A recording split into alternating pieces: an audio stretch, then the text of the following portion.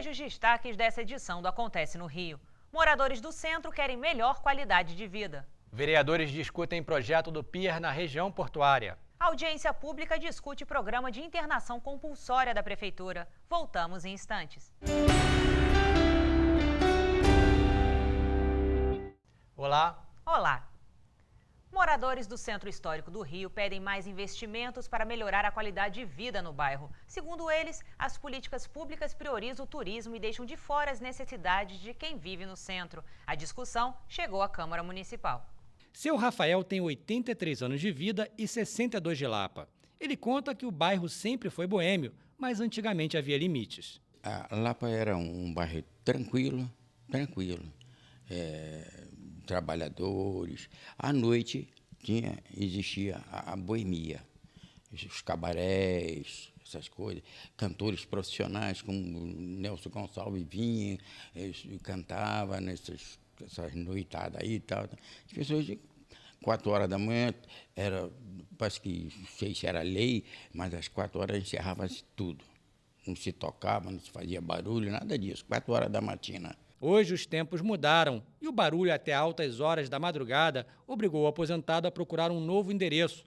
Apaixonado pela Lapa, seu Rafael se mudou para o mesmo bairro, em outro ponto, longe da agitação noturna. As pessoas estão vendendo seus apartamentos, vendendo casa, todo mundo indo embora daqui.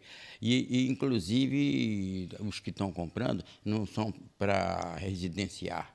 Os que compram é para alugar para final de semana, para os estrangeiros virem para cá. Além do barulho, quem mora no centro da cidade reclama de outros problemas na região. As reivindicações dos moradores do Centro Histórico do Rio foram apresentadas nesta audiência pública na Câmara Municipal, com a presença de representantes da Polícia Militar e de diversos órgãos da Prefeitura. Foram abordadas questões como limpeza urbana, conservação, segurança pública, iluminação em áreas como a Praça Cruz Vermelha, imediações do Campo de Santana, Lapa e Praça Tiradentes. Nós sabemos que o centro tem trabalhadores, tem visitantes, tem estudantes, tem empreendedores, tem empresários, mas o centro, inicialmente no seu primórdio, ele é um lugar de moradia. E muita gente esqueceu isso. E hoje em dia você sofre no centro com vários problemas, inclusive especulação imobiliária que está tirando aqueles moradores antigos daqui. Todas as questões que chegam, nós estamos encaminhando e elas estão sendo colocadas de uma forma que nós conseguimos também encaminhar e resolver. A Lapa, de uma forma geral, enfim, aí vai ter a fala aqui da CEOP, já está com ações já em determinadas casas para saber qual é, de fato, o tipo de alvará e legalização que eles têm para exercer determinada atividade. O encontro foi promovido pelo vereador Paulo Messina. Olha, a audiência foi muito boa, no sentido em que a população compareceu muito bem. E, além da população comparecer, a gente teve o poder público, o poder executivo presente do início ao fim da audiência. A audiência foi até depois das 10 horas da noite. E o Legislativo faz esse papel, né, de trazer a população, intermediar com o Poder Executivo para as cobranças das melhorias para o cidadão. A gente combinou uma série de ações, né, em relação a lixo, em relação à população de rua, em relação à ação em cima desses bares que desrespeitam a lei do silêncio e direito do cidadão. Né. É claro que pode ter música, mas tem que ter o acondicionamento acústico que não vaze e não atrapalhe a vida, a qualidade de vida de quem mora, porque o centro da cidade é também e principalmente morador. O projeto do Pier em forma de Y na zona portuária foi discutido em audiência pública na Câmara Municipal. A audiência foi convocada pela vereadora Laura Carneiro, presidente da comissão especial que acompanha o projeto. Porque nós percebemos que a população, de alguma maneira, não tem nenhum tipo de informação. Não só a casa, a Câmara, a Assembleia, mas a população, de uma maneira geral, precisa saber que não existe projeto do projeto existente, licitado, licenciado pelo Estado, é o projeto do Y, que não atende ao que quer o prefeito Eduardo Paes, ao que quer a Câmara de Vereadores, ao que necessita a cidade do Rio de Janeiro. Segundo o presidente da DOCAS, Jorge Melo, o projeto existe desde 2010. O contrato já está assinado, as obras em andamento e uma mudança agora comprometeria as Olimpíadas. Eu não posso parar a obra, eu não posso.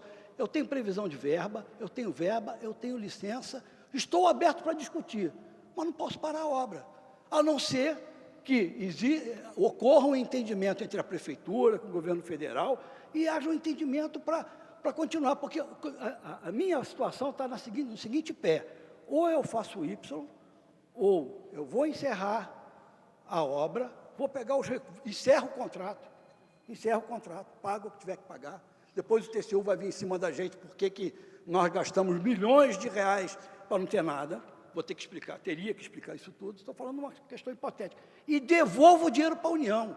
O presidente do Conselho de Arquitetura e Urbanismo disse que vai tentar impedir a continuação das obras. O que nós vamos fazer é mobilizar as entidades de arquitetura, de urbanismo da cidade do Rio de Janeiro, do estado do Rio de Janeiro, e buscarmos umas alternativas para que a gente possa continuar combatendo esse projeto que, a meu ver, é um projeto autoritário, um projeto que não leva em consideração o contexto da cidade, não leva em consideração os interesses da população em resgatar a frente marítima para a cidade. Pelo projeto da Companhia Docas, o Pier em Y vai ficar entre os armazéns 2 e 3, a poucos metros do futuro Museu do Amanhã.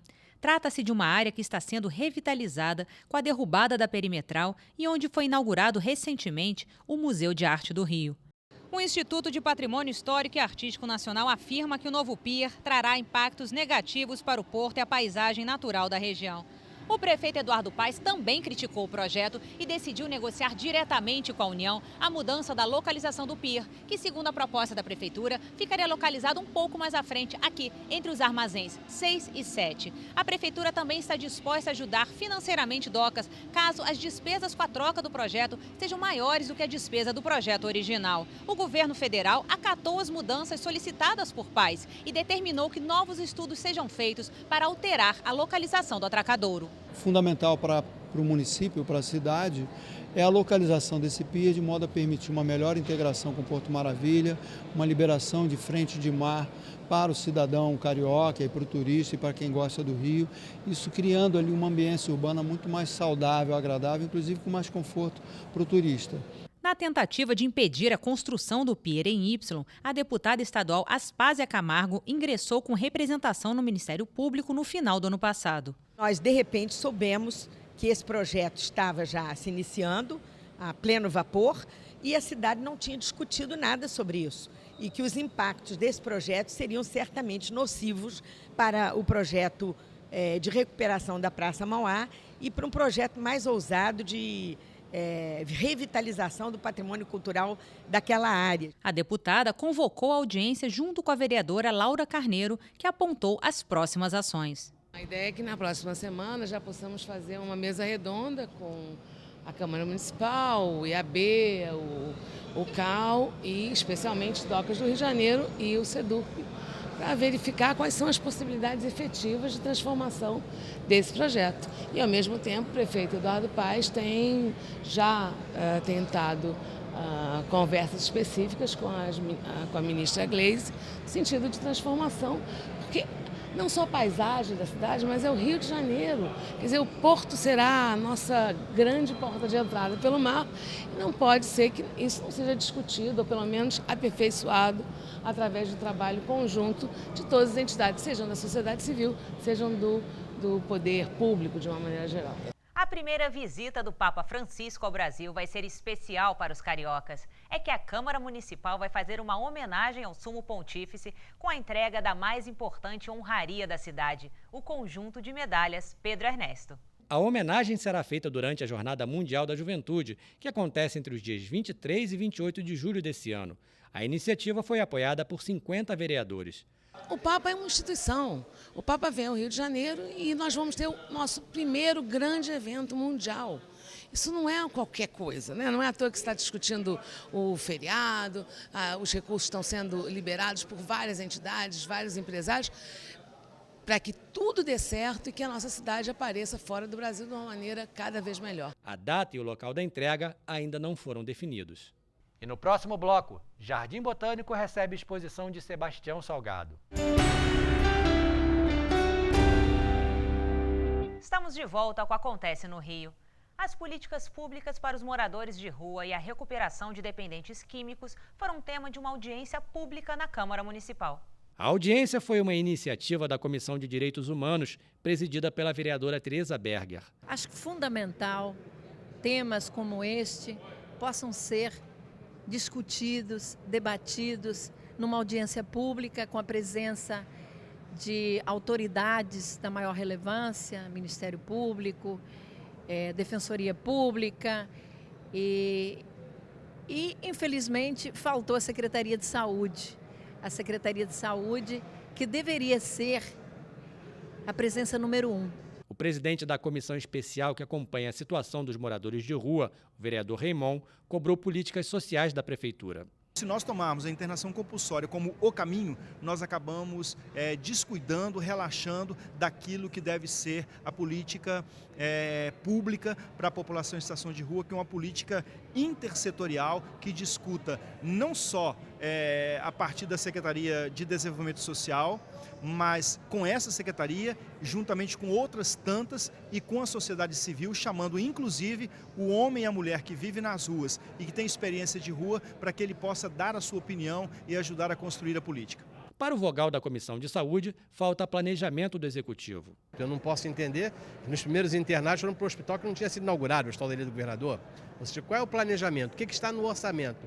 Na lei de diretrizes orçamentárias que nós discutimos a semana passada, a saúde não mostrou nada de novo em relação a isso. Como é que a saúde pensa em trabalhar com isso? Aumento do número de centros de atenção psicossocial, os consultórios de rua, cadê o trabalho e o planejamento da saúde para isso? Fica tão ruim que até na audiência pública a Secretaria de Saúde não compareceu. O representante do Executivo, o subsecretário de Proteção Especial da Secretaria de Desenvolvimento Social, disse que a Prefeitura vai criar uma política pública.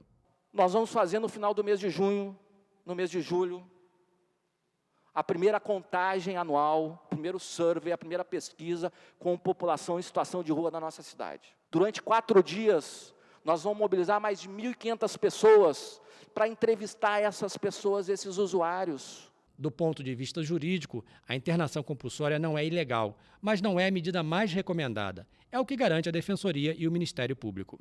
Na verdade, a legislação, que é uma legislação de 2001, estabelece que ela é possível sim, mas como última medida a ser adotada depois de esgotados diversos passos de tratamento em saúde mental, de abordagem em saúde mental.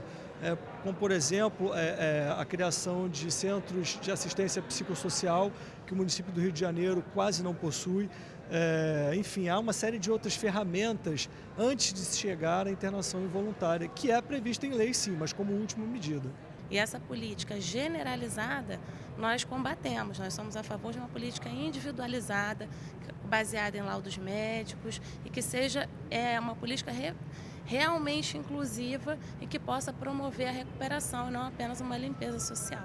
O presidente da Comissão dos Direitos da Criança e do Adolescente, vereador Tio Carlos, afirmou que a prevenção deve ser a principal política do Executivo. Que nós não podemos esquecer que a prevenção é muito mais barato prevenir a doença do que tratar a doença.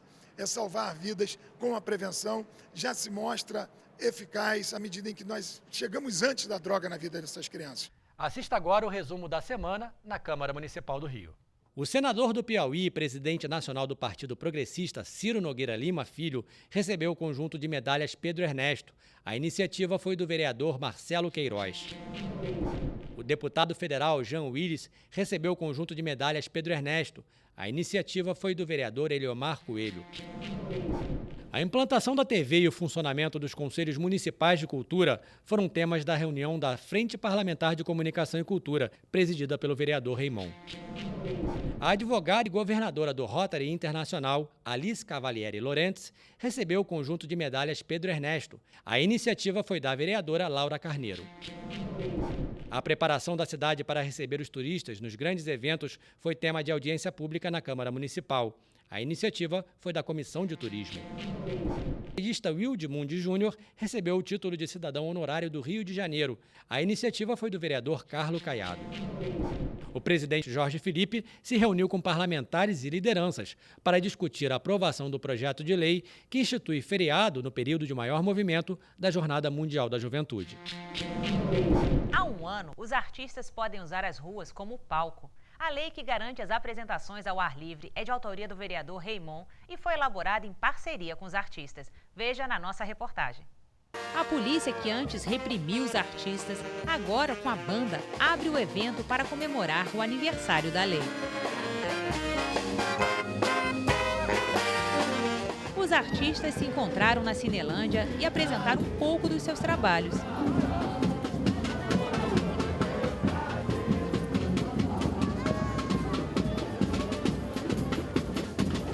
Esses artistas, eles humanizam a cidade. Então, nós hoje ganhamos com a lei a possibilidade de os artistas se colocarem, dos artistas embelezarem a cidade e fazerem aquilo que a cidade tem por vocação, ser uma cidade alegre, uma cidade que a todos acolhe. Então, ganha a arte pública, ganham os artistas e ganha a cidade com a Lei 5429, que comemora um ano. Parabéns para ela e parabéns para nós. A novata Rita Roberta trabalha há 6 meses nas ruas e já participa das mudanças. Eu sinto muita liberdade e acho que é diferente, porque eu venho do circo, da Escola Nacional de Circo. Então eu consigo sentir os dois públicos e gosto de trabalhar tanto para circo quanto na rua. A veterana Wanda Jacques, que trabalha há 27 anos nas ruas, conta o que mudou. Eu acho que as pessoas se sentem mais livres de poder fazer sua arte, de compartilhar o que faz com o público, nas praças, nas ruas, nos parques. É uma exaltação. Eu acho que isso é da natureza do Rio de Janeiro. É uma cidade linda, toda cheia de montanhas, de praia, de brisa, de verde. E o povo está aí, está querendo alegria, está querendo colorir tudo isso. E é isso aqui que a gente está fazendo agora. A lei traz a liberdade artística, mas estabelece algumas normas. O direito das pessoas que circulam pela cidade, ele não pode ser retirado. Portanto, a arte pública, ela tem um tempo de duração, ela não pode ultrapassar com som muito alto, ela não pode permanecer depois das 22 horas com o som ligado, ela também não pode impedir o ir e vir das pessoas. Depois de passar por 3 países, a mostra Gênesis de Sebastião Salgado chega ao Rio. Um dos fotógrafos mais reconhecidos do mundo, Sebastião Salgado lança um olhar sobre a natureza intocada. Foram 8 anos percorrendo lugares longínquos e intocados do planeta, onde a natureza reina em imaculada e silenciosa majestade.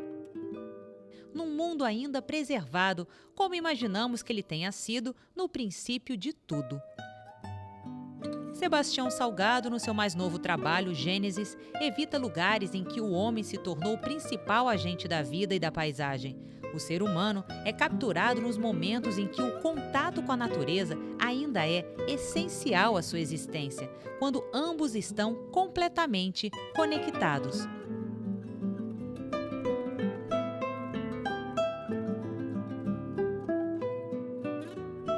São 245 fotos que mostram a vida e os costumes em mais de 30 regiões de pontos extremos do planeta. As fotografias foram divididas em 5 seções geográficas, facilitando a compreensão das diferenças e dos mistérios de cada lugar. Da Antártica surgem as paisagens congeladas e a sua fauna, como os casais de pinguins, albatrozes e as majestosas baleias.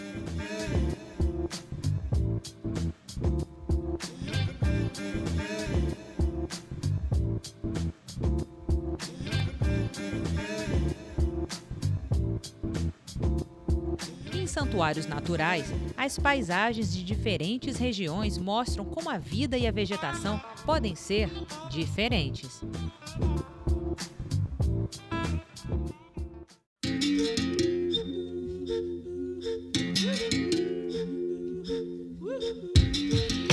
Com imagens selvagens, a África traz toda a variedade dos animais e das tribos destituídas do pudor, que constitui o código de civilidade.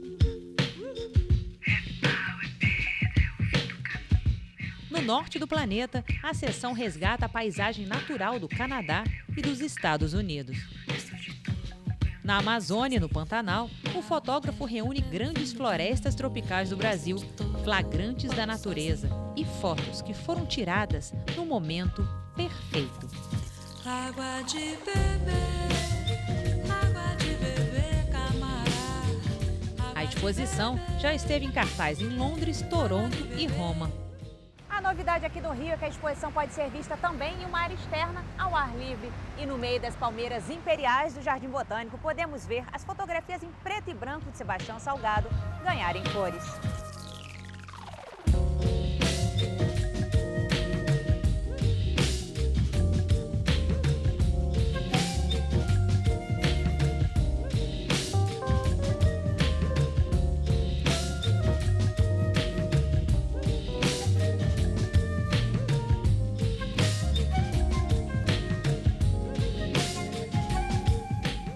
O Acontece no Rio fica por aqui. E se você quiser rever este programa, é só acessar câmara.rj.gov.br. E fique agora com mais imagens da exposição do fotógrafo Sebastião Salgado. Até a próxima!